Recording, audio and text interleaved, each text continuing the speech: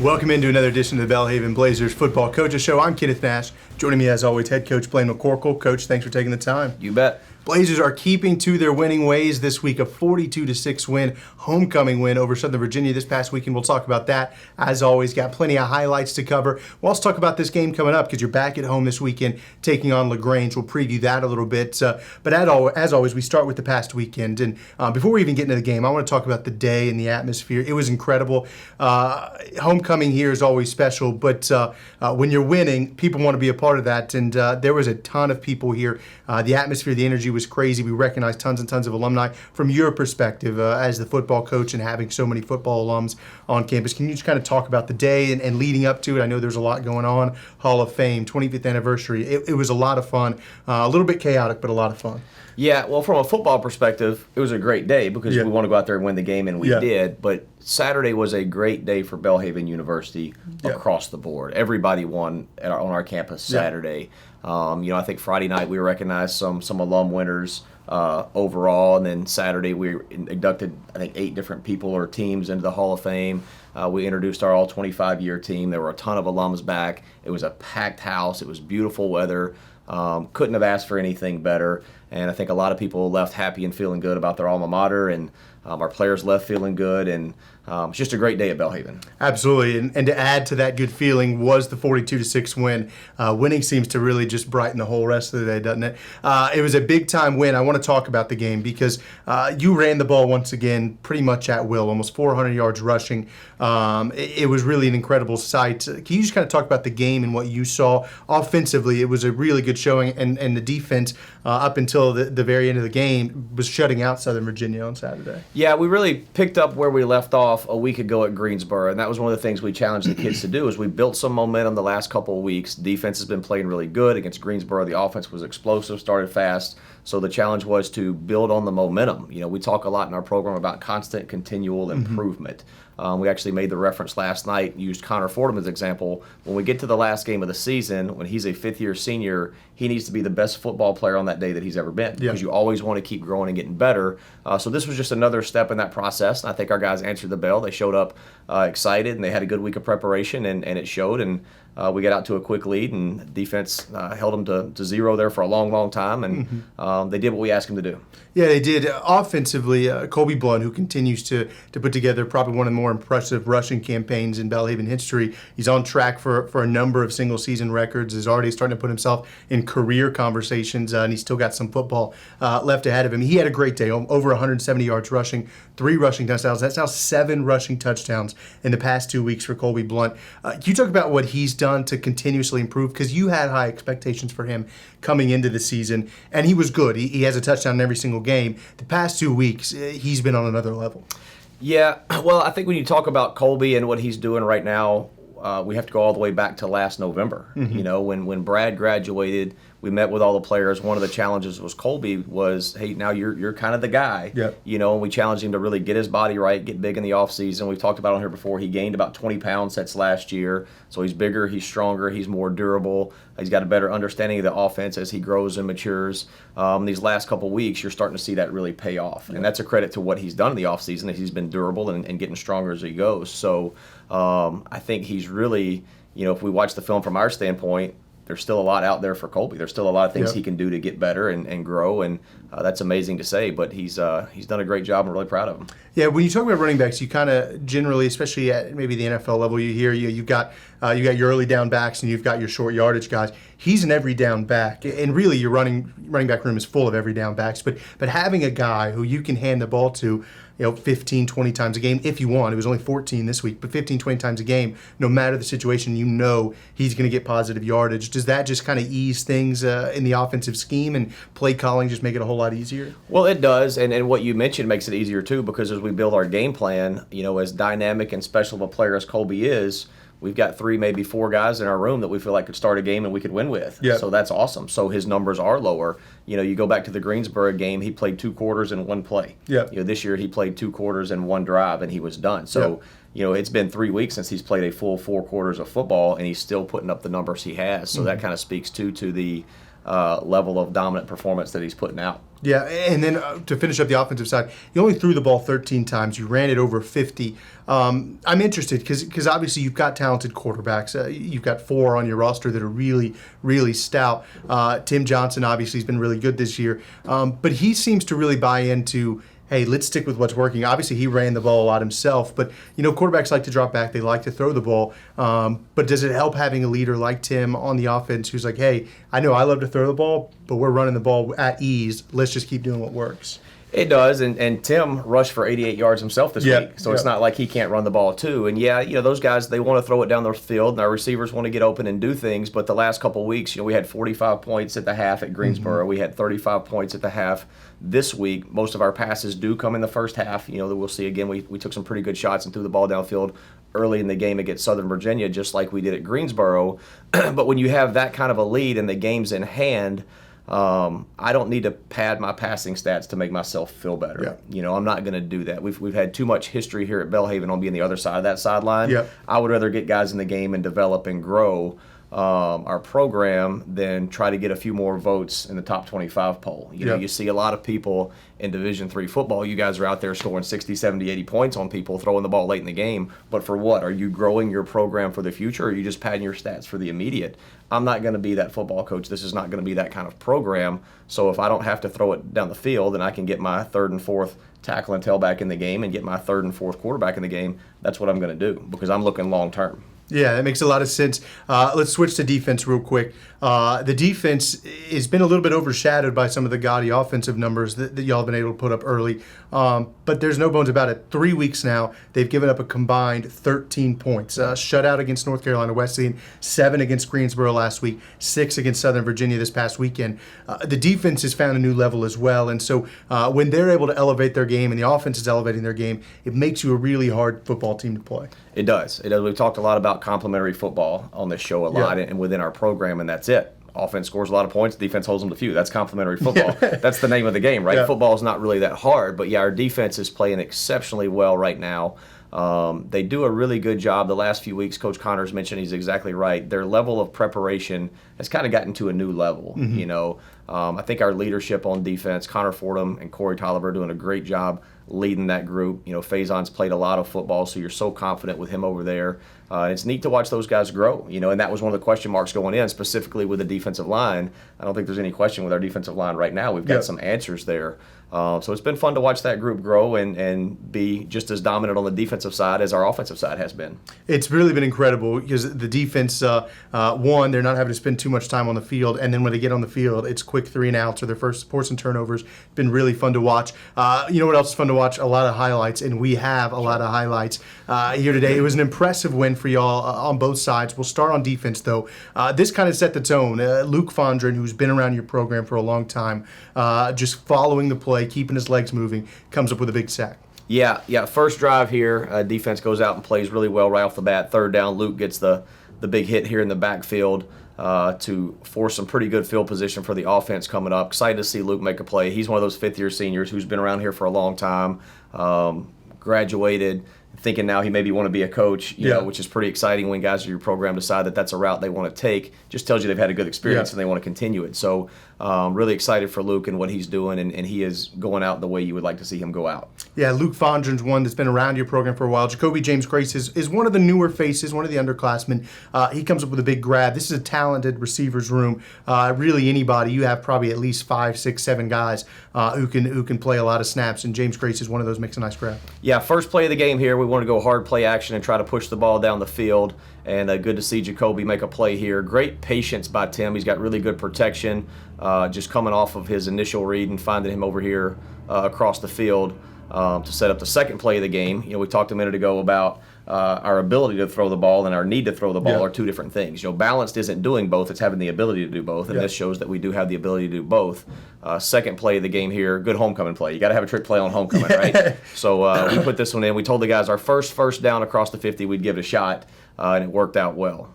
Yeah, it did right here. A little bit of trickery, like you said, get the crowd into it. You got a lot of people, but you want to get them involved. When they see a little trickery come up like this, it's impressive. It takes Tim Johnson, Raz Pace, back to Tim Johnson, to Brooks Primer for the score.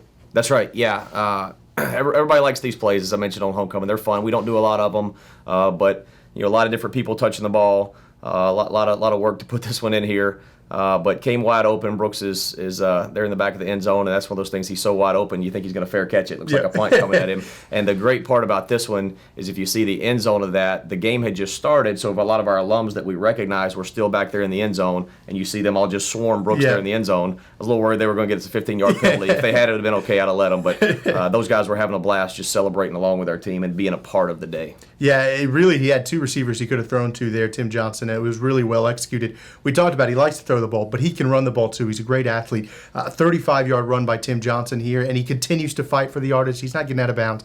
Breaks a couple of tackles and continues to extend the run. That's right. You like to see a quarterback that's not just quick to slide, that wants to get down the field. And Tim can do a lot of things for us, as we know. A little bit of a design run that we put in this week that we thought would fit good. It's blocked up well. Then Tim does a good job bouncing outside and getting down the sideline to set up our next score here to go up 14-0. Yeah, it was good running instincts there to kind of be patient, let those blocks get picked up, and then bounce it back outside. Bogan Brewers, one of the unsung heroes probably of your program. Fullback, does a lot of dirty work. Does get the ball, though. You handed him to him a few times on this drive, and he's going to punch it in for 6 here. Yeah, Bogan is a team favorite for sure. He's really like our third guard on the field. And Tim just made that nice run down the sideline, so we went tempo there and handed it to Bogan right up the middle. He got a nice gain, so we did it again, and then we did it again. So we actually handed it to our fullback 3 times in a row for about 15 yards. It was good to see him go in there and punch it in. I think that's his first touchdown of the season, and he got 3 carries in a row, and I don't think he's had 3 carries in his career. So excited for him there. Yeah, fullback eyes light up, I'm sure, when he sees that fullback dive come into the huddle. No doubt. Colby Blunt, we mentioned him in a little bit earlier in the show. He's having a stellar campaign, and here he is, untouched for 6. Yeah, really well-blocked play on the perimeter here by our 2 receivers you can see here, and then Raz Pace coming across in motion to kind of pin the box for us. And our receivers take a lot of pride in blocking on the perimeter. It's something we work on a lot. Now, we did have 4 holding penalties in the game. 3 of them were on the perimeter, so we've got to do a little bit better there. But good job just reading it out. And we talked about dipping and slipping of Colby setting up his block, bouncing outside to get to the corner of the end zone to put it at 21. Yep. Back to Tim Johnson carrying the ball once again. He had a couple of big yardage plays in this game. He breaks this one for 21 yards. Similar setup, goes to the other sideline this time, or I guess the other way, goes right and breaks a couple of tackles, keeps fighting for yardage. Nice 20-plus yard game. Yep, good run by Tim here on the quarterback counter with a lead coming outside of it. Good setup run to the quarterback, and again, just shows that he can do a lot of things, and he's dangerous with his legs, just like he is with his arm. And gets down the sideline here to set up our next touchdown by Devin Daniels. Yeah, I saw that block on the edge there by, I believe it was Brooks Breimer, just kind of threw the guy aside. Devin Daniels then able to punch it in 10 yards out. We talked about how talented your running room is. Devin Daniels, just another one of those backs who is an every down back and gets a significant amount of playing time because of how dominant you are running the ball. That's right. Yeah, and does a good job. He had some significant chunk yardage later in the game, but a couple of those holding calls on the perimeter we talked about got called back, but he is very, very capable, doing a good job scoring a touchdown here. You mentioned Brooks Breimer blocking there a minute ago. Here he is at the point again on this one. In-house, Brooks was actually our player of the game. He rated out 92%, which is really, really high. He was really, really physical, kind of played angry, which I'm okay with. And then he had the big touchdown pass that we saw a minute ago. So Brooks was our player of the game, and good to see him blocking for Devin to put us up 28-0. Yeah, we'll flip it back to the defense. Eli Webb, he's a household name, I think, for anybody that watches this show at this point. Nice tackle for loss, and this was borderline violent tackle. He's just doing his job, but he's a big guy, and I would not want him wrapping me up in the backfield. Yeah, he's a violent guy, and we're okay with that. Yeah, if we like defensive linemen to be violent guys. And he puts the quarterback down pretty hard. You can see him kind of bounce off the turf here. So good for Eli. And again, like we mentioned last week, he's still just a freshman who's still growing into his body. Yeah. He has yet to spend a full year in the weight room with Coach Wood growing and developing. So it's going to be really fun to watch him for a long time grow. Yeah, Eli was involved on this next play as well. Special teams made some nice plays. We'll call it special teams. Connor Fordham gets a blocked punt here to go for a little pooch punt. Connor Fordham gets a hand on it, and then Eli Webb picks it up, and defensive lineman wants to show off his ability with the ball a little bit as well, trying to push it upfield, get some return yardage. Yeah, they pooch punted a lot. They've got some issues in their kick game, so they were just trying to push the ball downfield. They've actually statistically done better with their pooch punt than the regular punt, but good job by Connor putting some pressure, getting a hand up and knocking that thing down. Eli does pick it up and does reach out there. That is exactly why we don't let Eli carry the ball. Okay, so we're excited for him on that play, but he needs to learn to tuck it away and not give him a chance to knock that thing out. But nobody was more excited than Eli when he got up. He gets up smiling, laughing. He is a fun kid to be around, and he's a pretty neat one for sure. Yeah, I like the dive to get from the 43 to the 41. Colby Blunt was... That was one of those good job, never do it again. Yeah, exactly. Colby Blunt was back on the ball here. He had 3 rushing touchdowns on the day, this one from 35 yards out, and once again, I think he was almost untouched. The blocking was fantastic.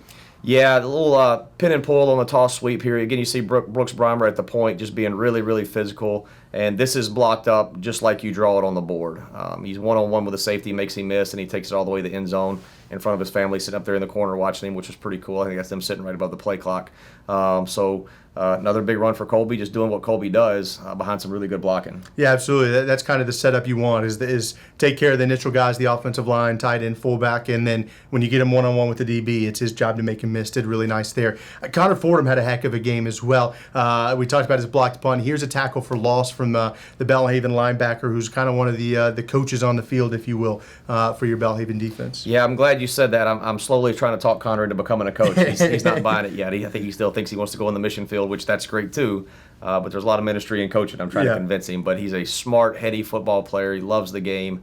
And good to see him make a player. In-house, I mentioned Brooks was our offensive player of the game. Connor was our defensive player of the game. I think overall we had him at 11 tackles, a sack, a TFL, and a blocked punt. Yeah. That's a pretty good day's work. It's a tough stat line there. That's a tough stat line. That's right. So another good play here by Connor. Back to Colby Blunt, no surprise. We mentioned he had 3 touchdowns. Here's the third one. It was the longest of the day, 56 yards to the house. He's an explosive player, and he comes up with 6 here. Yeah, I think he carried the ball every play of this drive. This was about the 4th play of the drive coming out of the half. This is the first drive of the third quarter. It was 35-0. We were in good shape. I want to give the ones one more shot out there to get down there and score, and then Colby takes it to the house. One of the things that I love about this one is Coach Foley, Brad Foley, who we all know holds just about every rushing record at Belhaven right now, running down the sidelines just with his hands up, as excited he could be about a guy who's probably about to break all his records. And that's what this thing's all about, is just next guy up and just cheering for your buddy, and we're all in this thing together. So really excited about the energy and excitement that Brad has brought to our coaching staff. It's been fun to watch. Now, he almost ran over our kicker there, so he's got to be careful. We don't want to do that, but really exciting play. Yeah, I would have hated to be a defensive coordinator the past couple of years and have to game plan against both Brad Foley and Colby Blunt. That's right. At least now they only have to do it against one of them. But now you got Devin Daniels and Deontay, the whole crew. The defense kind of put it away. You were up 42-0. The defense did really well just to limit Southern Virginia's opportunities. Here's T.J. Hersey, who's a veteran, forcing the fumble, recovered by Jaden Jones. A nice play defensively. Yeah, good play. I think this was the only turnover we got on the day. One thing that I was really proud of our defense is they had a couple of times where they would get some first downs, they would start a drive going, but nobody panicked. They kept playing, and they were able to get them off the field pretty much every single time. Here creating the turnover by TJ, and then Jaden picking up the fumble and giving the offense back the ball to squelch any momentum that they tried to get late. So really proud of our defense for just hanging in there after they did get a few first downs. Yeah, it was a great play by the defense. Back to Connor Fordham. He's just eye-to-eye with the quarterback on this play. Gets the nice sack. It just opens up for him, and he reads the game really well, recognizes the opportunity, and goes and gets the quarterback. Yeah, again, just smart player with great vision, knows when to add on. He is like another coach on the field, sees the hole in the protection and just explodes through it and swallows up the quarterback there to get the sack. Yeah, an impressive play. And then to kind of wrap things up, you mentioned that you were able to get a lot of guys playing time. A lot of your 2s and 3s were able to get significant reps. Here's Deontay Galashaw, who we know how talented a runner he is, being able to break it with kind of your second unit offensive line and kind of your second unit offense breaks it for a 26-yard scramble. Yeah, you mentioned a minute ago about how past years it was tough on defensive coordinators and still is with Devin and Deontay. And really, it doesn't matter who's in the game at running back for us. There's no drop-off, and that's really exciting. We saw some highlights of Devin a minute ago, and here's Deontay hitting the counter for a nice play for about 26 yards behind our second offensive line. And those guys did a good job going in there late. And talking about numbers, I think 3 weeks ago, our last home game, we played 72, 73 guys in the game against North Carolina Wesleyan. Last week at Greensboro, we played everybody that traveled, which was about 60 guys. And we were able to do that for the third week in a row. I think we dressed out 93 guys, and 93 guys got in the game. That's awesome. And that is awesome. One of the struggles that you have with Division III is there's no red shirt and you Yep. only play 10 games, so your opportunities are less. So every time we have an opportunity to get young guys in there, we're going to get them in there Yep. to give them a chance to play because they play at this level because they love the game, Yep. but then at the same time this level takes away opportunities. So Yep. it's our job to create them for them, and we're always excited when we can do that. Yeah, we talked about the past couple of weeks. That's a big development tool as well for y'all. Not only are you wanting to get guys reps because they've committed to play football here and they've worked hard in practice and have earned the opportunities, but the fact is guys graduate every year, and you got to replace them either with new guys or guys that are on the roster. So getting guys that are there an opportunity to get in the game on homecoming with thousands of people in the stands and kind of experience that is really important. That's right, and it is big to do it in front of a crowd on game day with officials in a different atmosphere. We mentioned before on Sunday nights we let those guys scrimmage a little bit. Last night those guys went about 15 plays, and there was a lot of energy, and they did really well. They did well in the game Saturday, but there were a few things in there where maybe they didn't hold the standard. We had a turnover. That's when we gave up a touchdown, when some of our down-the-line guys were in. And they've got to learn that, Sunday night you're playing really well when it's just the guys out there having fun. But when you go out there and it's live bullets and you're playing another team in front of a crowd, you still have to maintain the same level of intensity and standard that got us to that point. So that's an area that we do still need to improve just a little bit. Absolutely. That win moves you to 6-1 on the season. You're on pace to tie your single season win record, I guess, as head coach, which came last year when you went 7-3. You're really on pace to surpass that. But I know that you've got 3 games left that you consider to be, they're tough games. They're all conference opponents, which is what's kind of interesting about this level. You play 2 non-conference games, and then it is conference the rest of the way. You got LaGrange coming up Saturday. Can you just talk about the preparation when you're rolling like this? It can be, I feel like it can be easy to kind of get ahead of yourself, but you've got a good LaGrange team that wants to come in and play spoiler. People want to come beat you at home because of how you're playing.